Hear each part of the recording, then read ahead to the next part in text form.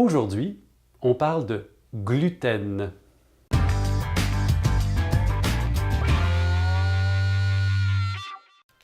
Le gluten, v'là autre chose. Profitez des fêtes, mes amis. Et ne vous privez pas, le gluten fait partie de l'alimentation.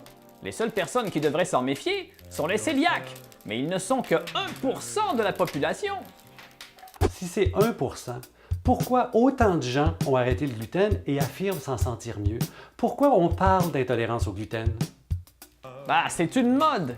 S'ils coupent le pain, ils mangent moins, donc ils perdent du poids. C'est simple, et ça n'a rien à voir avec le gluten. Pas tout à fait. Il existe vraiment une intolérance au gluten non cœliaque. Cette intolérance peut toucher jusqu'à 30% des gens. On sait aussi que le gluten est une très grosse protéine que le corps a de la difficulté à digérer.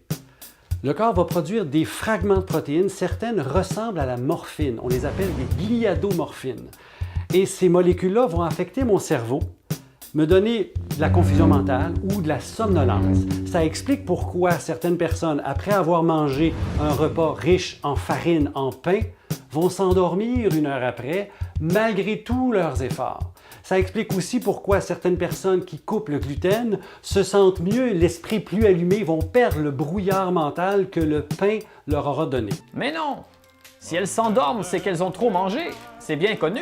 Quand on mange trop, on s'endort. D'ailleurs, je viens de manger une grosse pizza et plus je vous écoute, Monsieur Dion, plus je vais aller faire mon petit snooze. Oui, mais pourquoi plusieurs personnes rapportent une réduction de leur douleur et de leur inflammation quand elles ont coupé le gluten? C'est justement le cas de Mme Jacqueline Lagacé, qui a publié un livre « Comment j'ai vaincu la douleur et l'inflammation par l'alimentation ». L'explication est simple. Certaines personnes ont un intestin perméable. La majorité des gens ont un intestin qui fait son travail, digère et n'absorbe que les produits complètement digérés. Mais certaines personnes, dans l'intestin, il y a comme des petits trous. Et là, elles se mettent à absorber des fragments de protéines, des produits partiellement digérés. Le système immunitaire dans la circulation les reconnaît et réagit, ce qui entraîne une augmentation de l'inflammation. Et cette inflammation-là se loge dans différents tissus, depuis les articulations jusqu'à la peau, en passant par le système nerveux, et vous avez des symptômes. Alors, les personnes qui ont des symptômes, quand elles coupent le gluten, voient leurs symptômes diminuer. Pourquoi l'intestin devient perméable? Il y a plusieurs facteurs. La prise d'antibiotiques, le stress, l'alcool. Vous avez entendu parler du microbiote, la flore intestinale. Elle peut être en mauvais état à cause de l'alimentation. Ça peut être des allergies ou des intolérances alimentaires, comme le gluten et les produits laitiers. Vous avez bien entendu, le gluten non seulement peut être absorbé et créer des problèmes, mais il peut aussi entraîner une muqueuse plus perméable et créer un cercle vicieux. C'est pas prouvé, ça!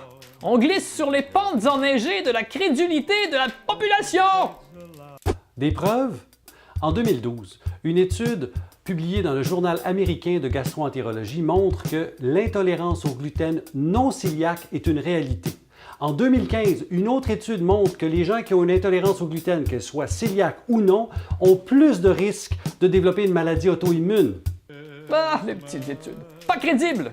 En plus, c'est dangereux de couper le gluten, car on coupe aussi plein de bons nutriments, et on peut avoir des carences. Dites-moi, qu'est-ce qu'il y a dans le blé et dans les autres grains sources de gluten qu'il n'y a pas ailleurs dans l'alimentation? On peut très bien avoir une alimentation équilibrée, complète, sans aucune source de gluten. On peut manger des grains comme le sarrasin, le teff, le quinoa ou des graines comme la graine de chia, la graine de lin et avoir une alimentation complètement équilibrée. Si vous avez des symptômes incommodants comme des douleurs ou de l'inflammation et que vous pensez que le gluten aurait un rôle là-dedans, faites le test. Coupez toutes les sources de gluten durant 1 mois. Observez-vous, est-ce que ça va mieux? Oui ou non? À la fin du mois, faites le défi. Mangez un repas riche en gluten, sandwich, pâtes, ce que vous voulez. Et observez-vous. Avez-vous une aggravation de vos symptômes ou pas de changement? Si vous avez une aggravation, vous êtes de ceux qui devraient couper le gluten. Pas de changement, vous n'êtes pas sensible au gluten, laissez faire, c'est pas pour vous.